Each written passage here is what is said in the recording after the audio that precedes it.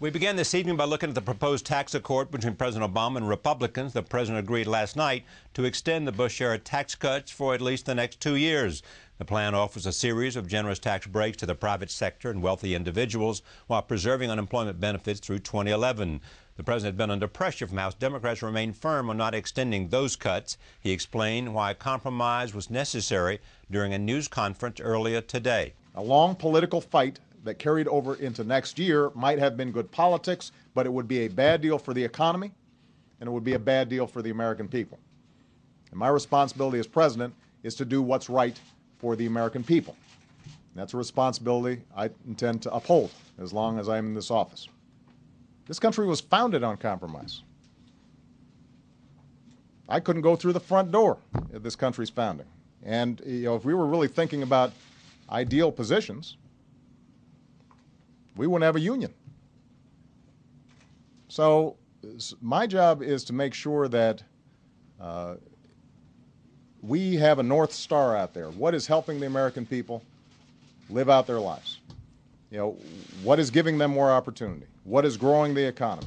What is making us more competitive? And at any given juncture, there are going to be times where my preferred option, what I'm absolutely positive is right, I can't get done. And so then my question is, does it make sense for me to tack a little bit this way or tack a little bit that way? Because I'm keeping my eye on the long term and the long fight. Not my day-to-day news cycle, but where am I going over the long term? Joining me now in New York is Ken Rogoff. He is a professor of economics at Harvard. From Washington, D.C., Al Hunt, executive editor of Bloomberg News. Congressman Anthony Weiner, Democrat from New York, and Congresswoman Jan Schakowsky, Democrat from Illinois. I am pleased to have all of them here. I begin with Al Hunt. Why did the president do this? What does it represent, and what are the consequences, Al? Well, he did it because he felt he had no choice, Charlie, because otherwise the tax cuts he felt were going to expire, which would have been disastrous for the economy. I don't think there's any question that they should have cut some kind of a deal. The question that critics, who I suspect we'll hear from in the show, will raise is, could they have gotten a better deal? The answer certainly would have been yes before the election. After November 2, it was very hard. And what they basically found, what both sides found out, is that the other side was willing to give a lot more than they thought. So therefore, both sides could have made a better deal? Well, I don't know that the Republicans could have, because they got exactly what they want. They were willing to give up a lot more on unemployment compensation and refundable tax credits and the like. And what Obama did was, of course, give in on the estate tax and on the upper-tier tax cuts. It was always clear that some upper-tier tax cuts were going to be extended. And the key issue was, could you decouple them? And frankly, the White House didn't handle it very well, but I will say that Congress really botched this up. Both the House and Senate leadership did not schedule any votes before the election, which I think was a catastrophic political mistake from the Democrats' point of view. Does this somehow represent what the next 2 years are going to be about? Well, yes, good and bad. I suppose John Podesta said it does, and he said it's what keeps him awake at night, because there'll have to be lots of concessions. I think this is a little bit sui generis in the sense that these tax cuts were about to expire, Charlie. So both sides had a gun to their head. No one wanted that to happen for most Americans to face a tax increase on January 2. There won't be very many issues like that, and I think to suggest that this shows there's going to be a lot of common ground, compromise, cave-ins, whatever one wants to call it, I think probably is an exaggeration. Well, I certainly am concerned that we're especially, I think that the one that gives heartburn the most to the Democrats is the fact that we did the estate tax, that we actually lowered the rate to 35% and made it for multimillionaires. That was really adding insult to injury. I think many Democrats, and we're going to be having a caucus tonight, are offended by the deal that was made, and our leadership has said that actually there isn't any deal right now because we're going to be discussing how to proceed in the House. But one of the things that really bothers me is an talked about threat to our economy, and that is the growing disparity in income, where the top 1% control 34% of the wealth in our country, more than the bottom 90%. And it seems to me that deals like this just exacerbate that, and it's bad for our democracy, bad for our economy, and I think a little recognized threat that we have to deal with, and this certainly makes it worse. The substance of the deal, there's some good things, there are some bad things, but it's usually in this town with the president, it's you state what you believe, you fight for it forcefully, and then the deal becomes the thing at the end that you do. This time I must have missed something because I didn't see the fight. I didn't see the waging of a full-out campaign explaining why it is that it's fundamentally unfair to add literally hundreds of billions of dollars to the deficit to provide tax cuts for billionaires. I mean, it just there is a concern that I have that, you know, the President Obama himself today said, oh, why is everyone complaining? This reminds me of what the debate was over the public option. Some people are never happy. Yeah, it's very similar to me, too, that we seem to find the president negotiate somehow against ourselves. But let's remember what this is about. This isn't about who wins and who loses in this deal. It's about what's going on to the American public. The idea has to be that our party, and hopefully our president, is every day fighting for the middle class and those struggling to make it. All too often, it seems like this is not something that we do out of aspiration. We do transactions. And maybe, I mean, look, compromise is not a vice. Doing deals is the way Washington operates. I understand that. But there really is a sense among many of my constituents and many of my colleagues that this was a deal that was made with a whimper rather than a bang. So where do you go from here? Well, I think, first of all, there's a question about whether or not we have the votes to pass this. I think a lot of us want to see the nuts and bolts of it. I really think to some degree, and, you know, maybe it's Machiavellian of me to believe this, I think that the White House wanted to get a second stimulus, and this turned out to be kind of like it. It is $900 billion of unpaid for funding. But I got to tell you, I don't think it was a particularly good deal. I don't think we got what we should have. And I think now we are starting to see a trend. Maybe not for the next 2 years, but we've now seen it for the last 2 years. We make compromises on stimulus. We make compromises on health care. We make compromises on taxes, all of which are weak in the final product and all of which make it less fair for the middle class and those struggling to make it. And I wouldn't be surprised if discussed by the Democrats is adding on to this agreement $250 to send to the seniors who haven't seen a cost of living adjustment in their Social Security for 2 years now, who are really struggling to pay their prescription drug costs and other expenses that they have. So we would like to see that the door is open a little bit for us to not necessarily renegotiate all of it, but to see if there aren't some more sweeteners for the majority of Americans. And the president noted that today, who are very concerned, and he too, about giving more tax cuts for the wealthiest Americans. This is something he was not for, still isn't for, but felt that he had to do it. Well, let's see if we can make a slightly better deal at the very least. What did you know that the rest of us didn't know? Well, I think they're looking at a slow economy for a couple of years. There has to be some stimulus, and given the shift in the makeup of Congress, it's going to be tax cuts and not increases in spending. So I had thought they'd go beyond the Bush tax cuts. I think this is the opening salvo in the negotiations. I, by the way, Charlie, think this was a very pragmatic decision. They need to do something. The economy is still grinding away. They need some way to sort of slow down the rate stimulus is coming out of it. And I don't understand why there has to be a tax break for the wealthiest Americans. I totally sympathize with what congressmen and congresswomen are saying. I mean, it's very hard to explain the politics. Don't ask me.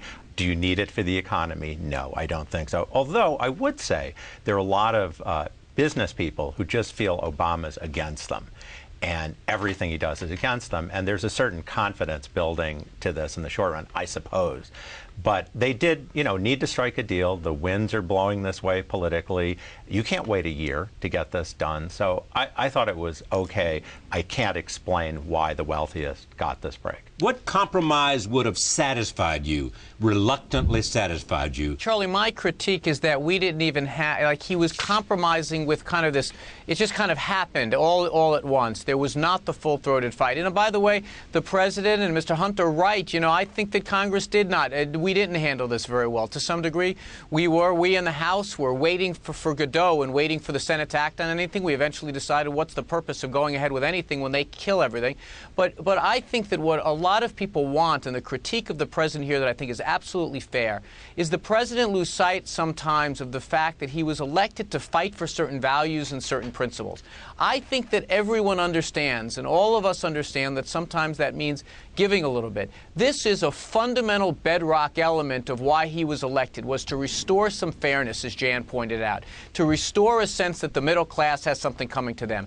You know, it might be that this investment tax credit for business is very good, but to most middle-class families or people struggling to get into the middle class, they look at this deal and say, boy, oh boy, this looks a lot like the tax cuts that President Bush would have given. And that's the fight that never really took hold. And I also think with something else, I think the president too often sees the vote count in the world as a static thing and says, okay, I don't have the votes, so let me go about the idea of compromising. But he has to realize part of his job as president is to go out and try to move the needle on these things, try to lead us to a place where we understand that tax cuts for the middle class is smart, tax cuts for very rich people is dumb. Okay, what about if it was $1 million, that was a cutoff? Would you have bought in then? I actually preferred that. I think there's reason to extend the tax cuts to all businesses. Again, I think there was room to move here, and I do believe that, frankly, none of that really happened. I think that the Republicans got a very good deal here. They got a big tax cut package. Jan is absolutely right. The estate tax piece was over the top, and now here we are. By the way, I don't want to hear a single one of my Republican colleagues complain for the rest of this session about deficits after they push so hard for this deficit-busting bill.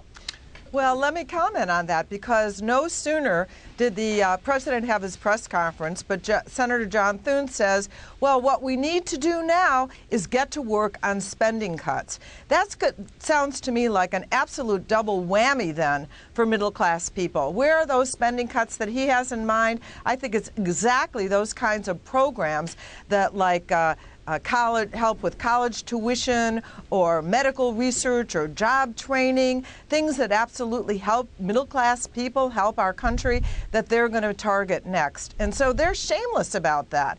You know, give us these huge tax cuts that add to the deficit, and now we'll be able to cut the size of government. And that's what I worry about as their agenda. But I also want to say that I think rather than certainty, what businesses need are customers. And so I would have preferred to see more investment. You know, everyone's afraid now at the administration to talk about stimulus. The stimulus actually did work. We need more stimulus, but it's not going to come from giving tax cuts to the wealthiest, and certainly not through the changes in the estate tax. What does the rejection of the Deficit Commission, one second, what did rejection of the Deficit Commission and this vote say about where we're heading? Well, it's not encouraging. If I were a Chinese creditor holding $2 trillion, I would wonder about this. I mean, I think the Deficit Commission made some great suggestions. We have to improve our tax system because they're going to have to go up, and we need a broader base and less deductions. They made a lot of good suggestions, and instead that's been pushed off. And we have this tax, but they so China and other countries who hold our debt are going to look at this and say, the Americans just don't have the political will to deal with their economy? They're going to be patient with us. They really are, because they don't have any place to go. What are they going to do? Invest in Europe right now? It has its problems, but clearly we have to face these problems. It pushes them down the road. It makes them worse. I mean, everything everybody says about the deficit is true. But Al, some argue that the Republicans now, because of this compromise, have taken responsibility in part for the economy. Oh, I think as long as there's a Democratic president, that he is going to have primary responsibility for the economy. If this helps and it gets good, he will be the beneficiary of that. But I want to pick up on one thing. Look, I talked to people who were in these negotiations. The one thing the Republicans cared about the most, the one thing they went to the very end for, was the estate tax, making it more generous. That affects, Charlie, 1/10% of the richest Americans. It was clear Republicans would give up their first and second-born to get the estate tax benefit they got. So I think the congressmen are right on that. However, what they totally have ignored is, as Bob Greenstein and others point out, there's a lot of things that are very good for working poor people in here. Refundable tax credits, unemployment insurance for 99 weeks, payroll tax cuts. Those, I mean, that's not chicken feed stuff. That stuff really matters. I wouldn't defend some of the things that they gave away on either side, but that stuff is not as irrelevant as the two members of Congress have suggested. There are a number of things on our side of the bargain that are very good. The question is, did we have to make those kinds of trade-offs in order to get them? No doubt about it. The stimulus for the economy, the tax credits for low-income people, the fact we're not going to raise taxes for people under $200,000. These are very positive things. But the question we have, did we have to do this wholesale giveaway to the wealthiest Americans in order to achieve it? The president thinks that we do. We did. What I don't understand is the Congress shifts starting, in a month, and so isn't time on the Republican side if the president bargains around and dithers? Well, can I take that? That assumes for a moment that the president has this terrible unpopular thing that he's trying to sell. If you take a list of the things that many of us in Congress wanted, unemployment insurance, cuts for people who are in the true middle class, $250,000 or less, we've got the popular position. The top 1% of the American people, very few people watching this show, well, maybe this show, maybe more people are getting at the estate tax, but the point is that we're fighting for the things the American people want. And yet the president is acting as if he's bargaining from a position of weakness. Like, the description that was just given is very apt. So all these things are good, and then these things are really bad. Too bad he had to go along with it because the Congress is changing. That assumes that the president doesn't have the ability to get up and say, I'm going to fight for the things that are right around here. Okay, and I'm going to try to lead this campaign. And I believe that if you turn up the heat on the Republicans, they will fold because they have an unpopular position. How do you know the president didn't fight as hard as he could? That's the point, isn't it? He did everything he could. Well, everything he could. I don't know, maybe I missed it, Charlie. Where was the big standing up and fighting, traveling around to states all around this country, say, call your senator and tell him, give you a middle-class tax cut? I mean, where was that type of presidential leadership? Once again, the president is exactly right. It's evocative of health care. Before any conversation's even begun, there's a deal with drug companies. There's a deal on the public option. The president seems to kind of have this notion that bipartisanship is an ends rather than a means, that sometimes you do have to compromise and take half a loaf. I get that. But in this case, I don't remember. Maybe you saw a big fight over this issue before I did. I think a lot of things that people are responding to is we were hoping the president would get in there, roll up his sleeves, and fight for the middle-class values of his constituents. And instead, he basically said, I'm going to give you these 6 or 7 offensive things in exchange for my 6 or 7 good things. And I agree with the congressman, but what I want to know is, where were the congressional Democrats last July, last August, last September? I think it's fine. I think the complaints about the president are perfectly justified. But where were Harry Reid? Where was Nancy Pelosi? Why didn't they bring this up for a vote in September? If they wanted to really join this issue, if the congressman wants to take it to the people, there was something called a national election. Democrats forfeited that possibility of mandate. We did hear at that time from John Boehner saying that if there were only tax cuts for the middle class, he would have to go along. And then someone must have slapped him, and he woke up and said, no, that wasn't true. But I think we should have taken him up on that offer. But having said that, I do think that the president, even now, would not have had to fight that battle alone. I do think he would have Nancy Pelosi and Harry Reid at his side, saying that Democrats do stand up for the middle class and that the demands of the Republicans are simply unreasonable, and it might have ended up differently. We might not have had to make that compromise on the estate tax, for example. Congressman Weiner. Well, I just want to say that there is no substitute for full-throated, muscular presidential leadership in a debate like this. Yes, Nancy Pelosi could have scheduled on the floor. I mean, but we watched what happened when the president went 16 months during health care, kind of not really telling us what he wants. There's no substitute. The president has to realize that he has many arrows in his quiver. He's got to start leading this debate. He's got to start showing that he's fighting for these things. Should we have had a vote? Look, you can argue it either way. We in the House voted for a lot of things in the last 2 2 years that died in the Senate. Ben Franklin said the Senate is the cooling saucer of democracy. Heck, it's the meat locker of democracy the last couple of years. So maybe we should have done one more vote to try to push them. I think we needed the president then. We need him today. We need him to start acting like the national leader of the debate here, not the negotiator in chief. All right, let me ask you this question. Can the president count on your support when he runs for re-election? Oh, if you're asking me, absolutely. I'm going to be there. I was a co-chair of his campaign, and I think all Democrats understand that it is essential that the president be reelected. We want to put him in the absolute best position in order to create enthusiasm, not only among our base, but the vast majority of Americans who want to see that the middle class is his top priority. And I think so what the suggestions that we're making actually will help him win the election. Congressman Weiner, you'll support the president when he runs for re-election in the Democratic Party? Let me say this. Let me say this clearly, because the White House has been very upset at some of the things I've said recently. I want them to succeed. The advice I'm giving them and the critique I'm giving them, I'm not coming from the same place as Mitch McConnell that wants him to be a failure. We want him to succeed. People like Jan and me and other people in the party, we desperately want him to succeed.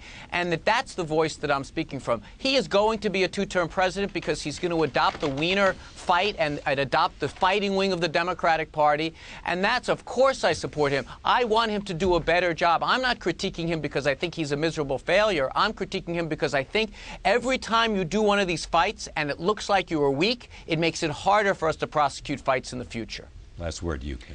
I mean, it seems like he made a pragmatic decision. He's reading the polls. He's looking forward to 2012. He's looking at the economy, which needs stimulus. It seemed like a reasonable thing to do under difficult circumstances. But you know a lot of sources in Washington. Did he fight hard enough for this, the central complaint of Congressman Weiner? I think the thing is, can you wait 3 months to do it? I mean, could he have fought for another 3 days and gotten a different deal?